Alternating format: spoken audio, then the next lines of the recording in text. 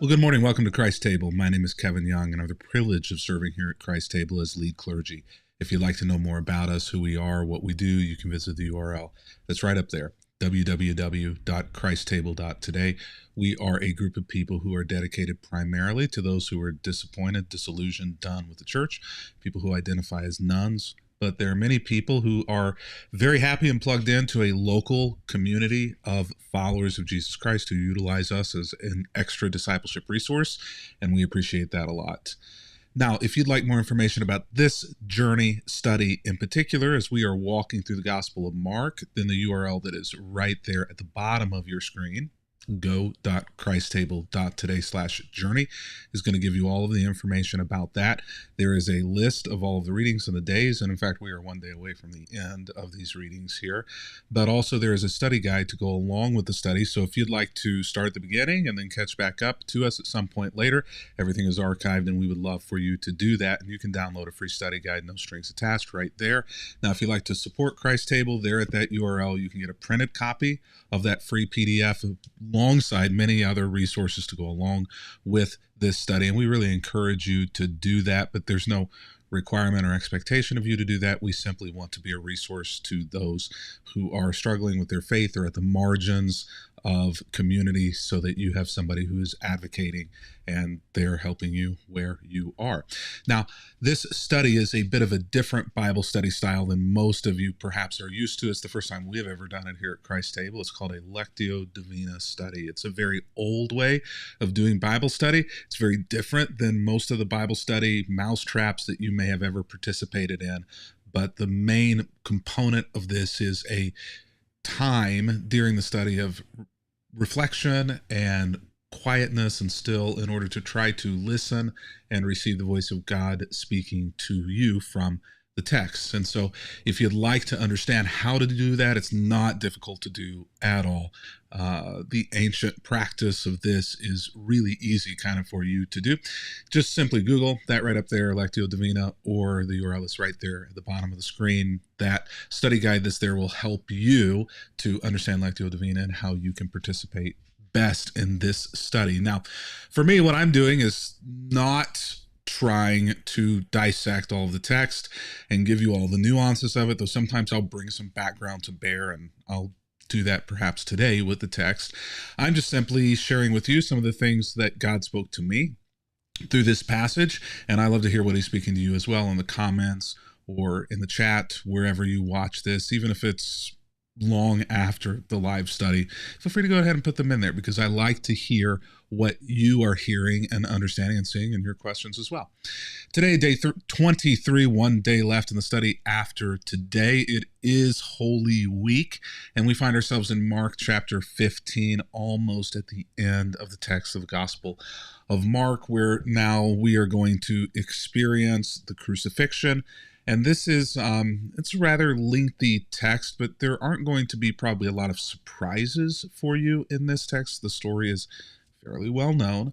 But one of the things that always kind of gives me pause whenever I go back and read the story of Jesus, read some of these well-known texts, I'm always kind of seeing things and hearing things in the text that either I missed previously, looked over, didn't understand, or oftentimes just didn't resonate, and so I didn't really pay attention to it. But I'm in a different place every time I read the text, and so different things in the text speak in different ways to me. I'm in a different place in my journey with Jesus than I was the last time I read through these texts, and so different things are resonating deeply with where I am in my journey, and you hopefully will find that as well. It's part of the joy of returning again and again to passages of Scripture that you may know very well, is because they continue to kind of speak in fresh ways to fresh places in your life. So here we are in the text, and Jesus has now come before the council. He has essentially been condemned to death, and so they cannot do that because Israel is under Roman rule. And though the Jewish council could essentially condemn someone to the death penalty, Rome is in charge, and it takes Rome doing it. So The Roman form of the Roman form of capital punishment is crucifixion. The Jewish form of capital punishment is stoning. And so Jesus was crucified, which means that he was actually executed, judged, condemned, ultimately by Rome confirming what it seems that the Jewish High Council wanted. So he goes before Pilate, and Pilate sees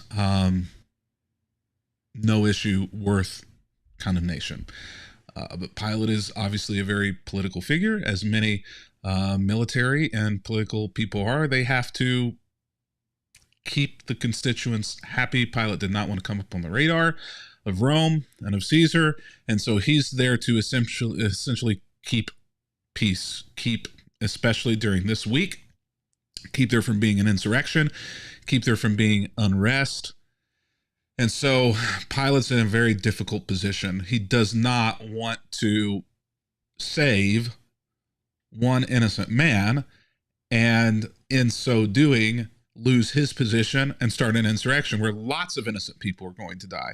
So there's a lot of difficult ethical questions here for Pilate. So he's going to try to get the religious leaders to back down.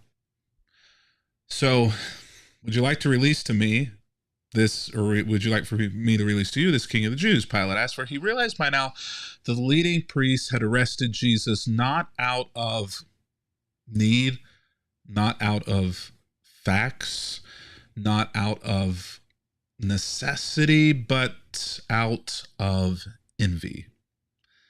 But at this point, the leading priest stirred up the crowd to demand the release of Barabbas instead of Jesus. What I don't want to do here in the text today is really dogpile the Jewish systems or the religious leaders. I want to step back and prevent doing that, because as I'm going through this text, I'm not really seeing this through the lens of the first century. I'm really seeing this, for me, through the lens of how individuals act today and how religious leaders act today. And, envy is a word that, as somebody who grew up in church and religious institutions, was in varying positions in religious institutions and in churches, so far as to have been the lead pastor, essentially CEO of multiple religious institutions, churches, on boards, denominational leadership, Christian college boards and leadership.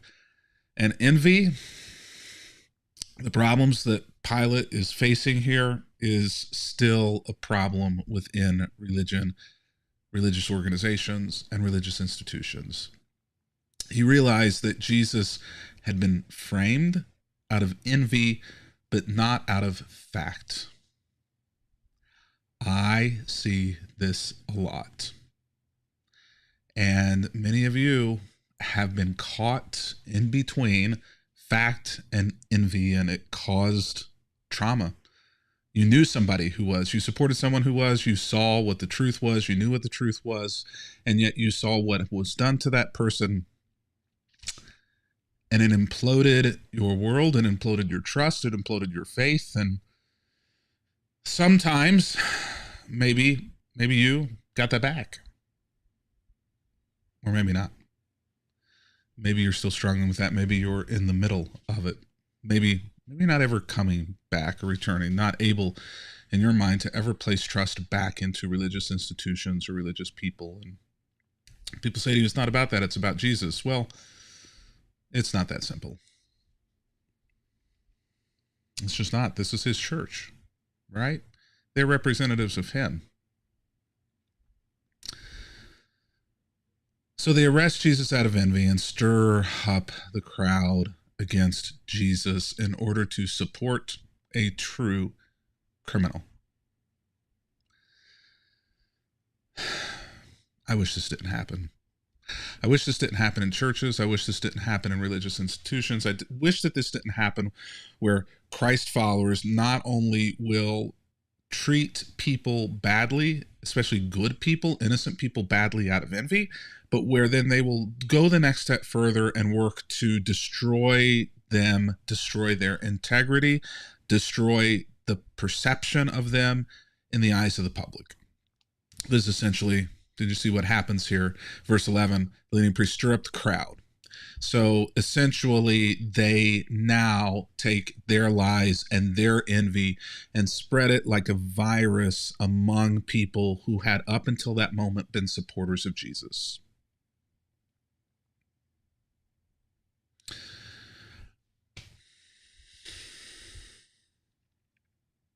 It's wrong. It's unacceptable. If this has ever been done to you or to somebody who you knew, it's not okay. And if you've walked away from a church or the church, if you walked away from a pastor or from God or from Jesus because this was done to other people,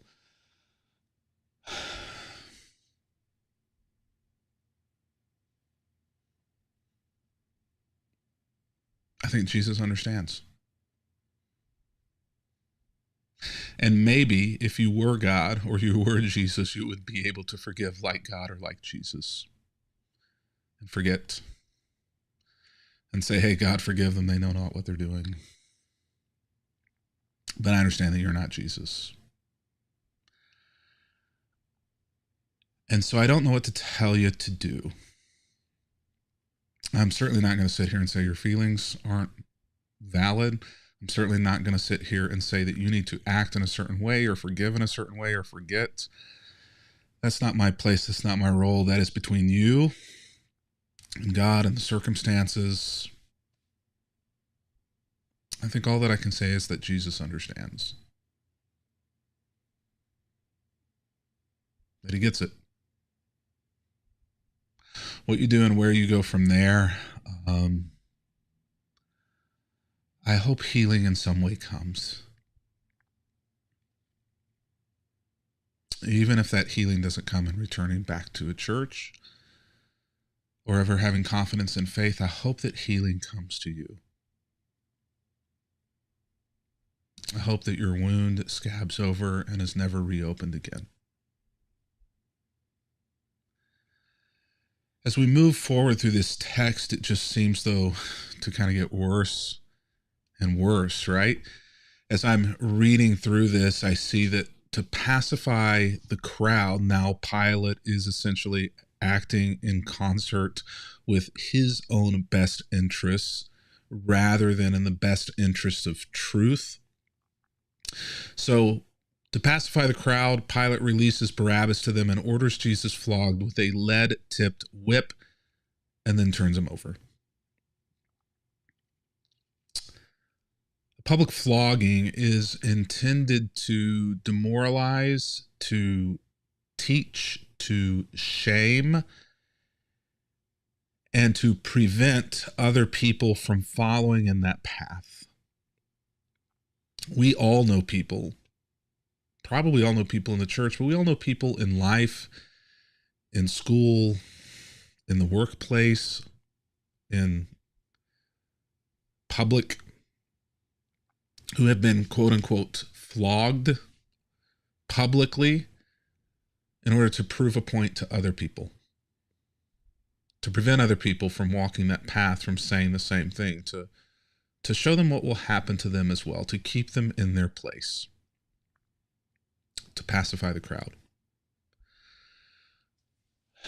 Whenever this happens in the world and in life, it is unacceptable. Whenever this kind of thing happens in religious institutions, it is abhorrent. It's an abomination. It is evil. It is against God. It is anti-Christ. I don't have words that are strong enough to explain the horrific nature of this whenever the church or people on behalf of the church do this in order to make people happy.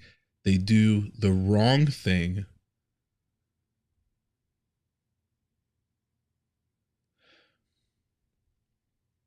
and do it publicly, knowingly.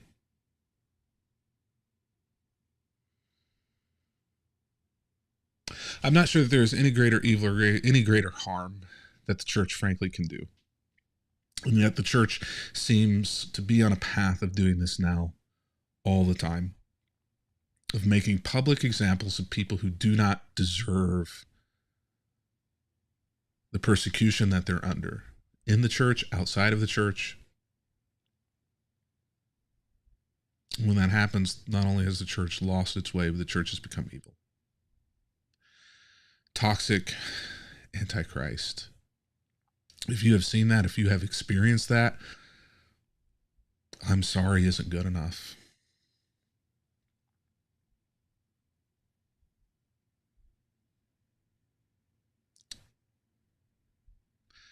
But other than my words and my fight, other than my commitment to try to not be that kind of person and to try to work against that and call it out, at the end of the day, it's all I have. I'm sorry. It's not supposed to be that way, and it's not okay. It's interesting to me that whenever Jesus gets to the cross, it says it was about 9 o'clock in the morning whenever they crucified him. A sign announced the charge against him. It read, "The King of the Jews." So there's sarcasm here. There's a joke here. There's also a very serious charge here, essentially, of being an insurrectionist. There is only one king, and that king is Herod. There is only one Caesar, and it is Caesar. Two revolutionaries are crucified with him. Many of you will imagine in your mind the cross on Good Friday is not alone, but there are three, one on his right and one on his left. The revolutionaries who are there are likely accomplices of Barabbas. Revolutionary insurrection every year. This time, groups of people would meet. There were more Jewish people in town for this week than any other week of the year. It was also a very holy and sacred week to them, where they had essentially overcome Pharaoh and exited with God's help and blessing out of Egypt. And so Roman oppression felt very much to them. Roman occupation felt very much to them like the stories of the slavery that their ancestors endured in Egypt under Pharaoh.